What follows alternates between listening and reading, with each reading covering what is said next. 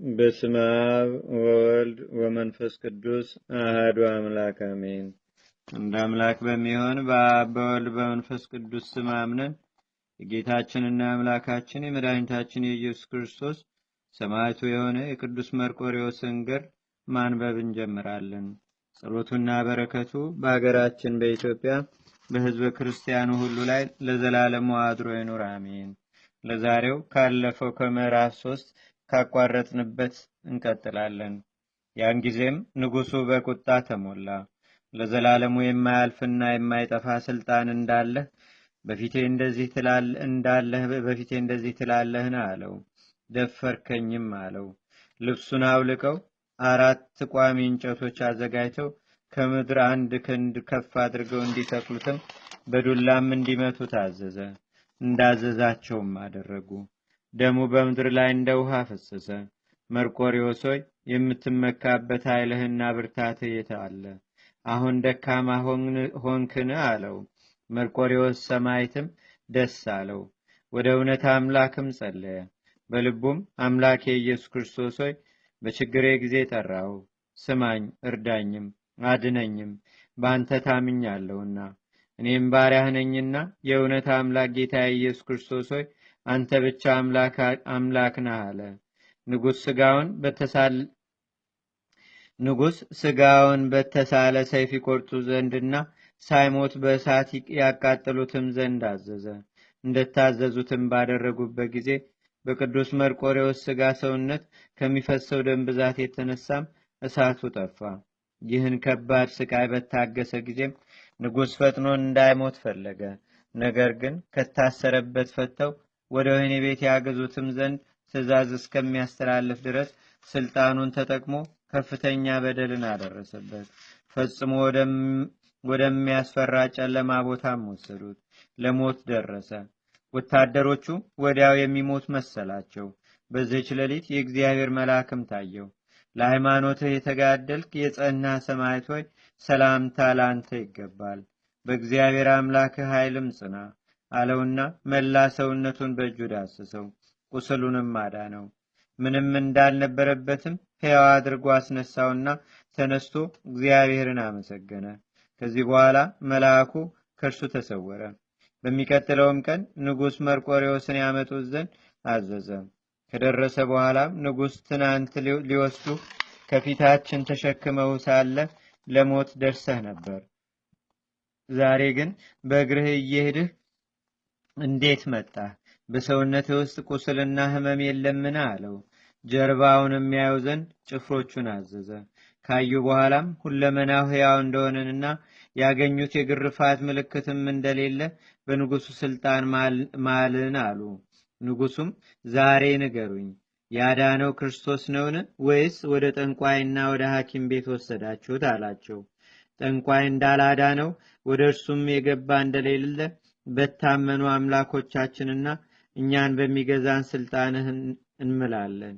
ወዲያውኑም የሚሞት መስሎን ነበር። እንዴት እንደዳነ ኃይሉም እንዴት እንደታደሰለት አላወቅንም አሉት። ንጉሥ የክርስቲያኖችን የሥራ ብርታት እዩ፣ ሳይታመምም እንዴት ፈጥኖ እንደዳነ። ትናንት የሚሞት መሰለ፣ እነሆ ዛሬ እንዳልታመመ ሰው በመልካም ሁኔታ በእግሮቹ ቆመ አለ። የዳኬዎስ ቁጣ በመርቆሬዎስ ላይ ፈጽሞ ነደደ። ማን አዳነህ? በመድኃኒት ነውን? ያለ መድኃኒት አትድንም አለው። መርቆሬዎስም በእውነት ድህነት ከእርሱ የሆነ የነፍስና የሥጋ ፈዋሽ ጌታዬና አምላክ የመድኃኒቴ ኢየሱስ ክርስቶስ እርሱ ፈወሰኝ። መተተኞች፣ ጠንቋዮችና ጣዖት አምላኪዎች ግን ከእርሱ የራቁ ናቸው። በማይፈታ ማሰሪያ ያስራቸዋል። እሳቱ ለዘላለም ወደማይጠፋ ገሃነም ውስጥም ይጥላቸዋል። ፈጣሪያቸው እግዚአብሔርን አያውቁትምና አለው። ዳኬዎስም በከባድ ስቃይ ያሰቃዩህ ዘንድ አዛለሁ። የምታመልከው ክርስቶስ ከእጄ ካዳነህ አያለሁ አለው። ጻድቅ እኔ በጌታ በኢየሱስ ክርስቶስ ስም አምናለሁ። ስቃይ ብታበዛብኝም እምነቴን ልትቀይረው አትችልም። ጌታችን በወንጌል ስጋችሁን የሚገድሉትን አትፍሯቸው፣ ነፍሳችሁን መግደል አይችሉምና ከሞት በኋላ ነፍሳችሁን በገሃነም እሳት ውስጥ መጣል የሚችለውን እርሱን ፍሩት እንጂ ብሎ እንደተናገረ አለው። ንጉሡም በጋለ ብረት ሰውነቱን ያቃጥሉት ዘንድ አዘዘ። ነገር ግን የተሰበሰቡት ሁሉ እያዩ ከመጥፎ ሽታ ይልቅ ከሽቱ ሁሉ መዓዛው የሚያምር ሽታ ከሰውነቱ ወጣ። መርቆሬዎስ ግን በዚህ ሁሉ አንዲት ቃል አልተናገረም፣ በሰማይ ያለውን ያስባል እንጂ። ንጉስም መርቆሬዎስ ሆይ ባለመድኃኒቱ የታለ? ያድንህ ዘንድ አሁን ይምጣ፣ ጥራው፣ ከሞትም የሚያድነኝ አለ ትላለህና አለው። ቅዱስ መርቆሬዎስም የፈለግከውን በል፣ በሥጋዬ ብቻ ትሰለጥናለህ፣ በነፍሴ ግን ከፈጠራት ከእግዚአብሔር ብቻ በቀር አትችልም። አንተ ሥጋዬን ማጥፋት ትችላለህ፣ ነፍሴን ግን ለዘላለም ህልፈት በሌለበት በፈጣሪ በክርስቶስ ዘንድ ናት አለው። ንጉሱም ወድቆ ተንቀጥቅጦ ፈጥኖ ይሞት ዘንድ በአንገቱ ላይ ታላቅ ድንጋይ አሰረው። ቁልቁል እንዲሰቅሉትም አዘዘ። የክርስቶስ ሰማዕት ይህን ሁሉ ስቃይ ታገሰ። የእግዚአብሔር ኃይል ከእርሱ ጋር አለና ንጉሥ ከባዱን ስቃይ እንደታገሰ በውጊያ ላይም ያለውን ጥንካሬና ጽናትም ያውቃልና ስልጣኑን እንዳይወስድበት ፈራ።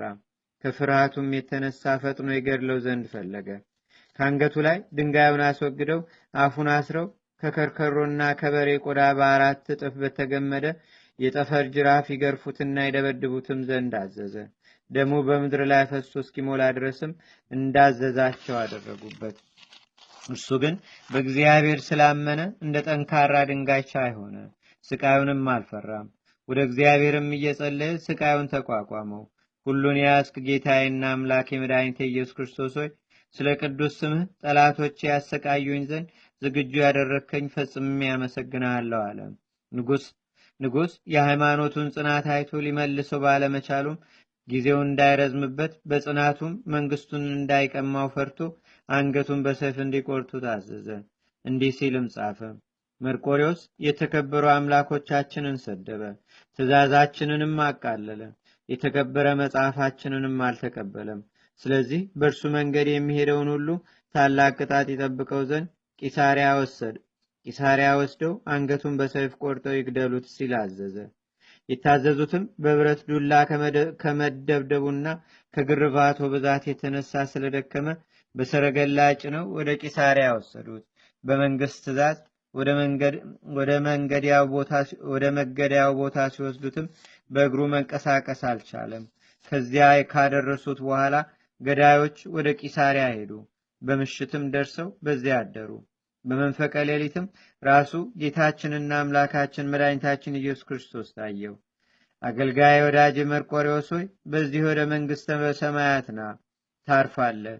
ስለ ስሜ ተጋድሎህን ጨርሰሃልና ሃይማኖትህን ስለ እኔ ጠብቀሃልና ታላቅ የሆነ የሰማዕትነትንም አክሊል ተቀበል። ከእረፍት በኋላ ያዘጋጀሁልህንም መንግስቱን ትወርስ ዘንድ ወደ እረፍት ና አለው።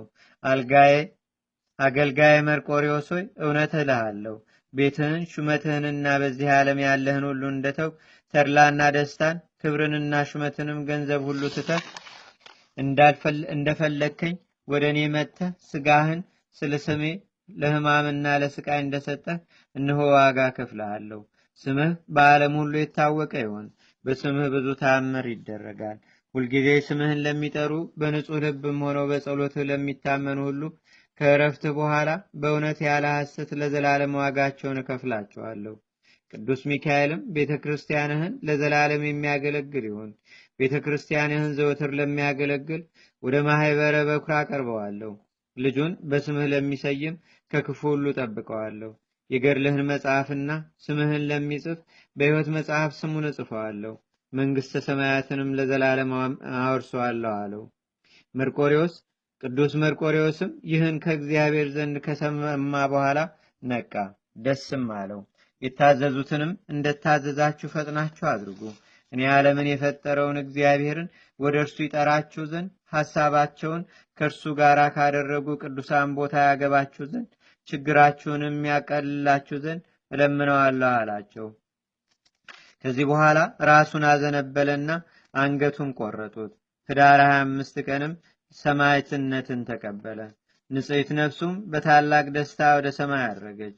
ከእርሱም ብዙ ተአምር ስለታየ የታምሩን መጽሐፍ ሊያነቡ ይገባል። በተቆረጠ ጊዜ ስጋው ነጭ ሆነ፣ በረዶም መሰለ። ከእርሱም መዓዛ የሚያምር ሽቱ ወጣ። ሰዎች አይተው በእግዚአብሔር አመኑ። ለስሙም ተገዙ። በዚህች ዕለት ብዙዎች ሰማዕትነትን ተቀበሉ። ሥጋውንም ወደ ሌላ ቦታ አቀበሩት። በጌታችንና በአምላካችን በመድኃኒታችን በኢየሱስ ክርስቶስ ኃይልም ከእርሱ ብዙ ተአምር ታየ።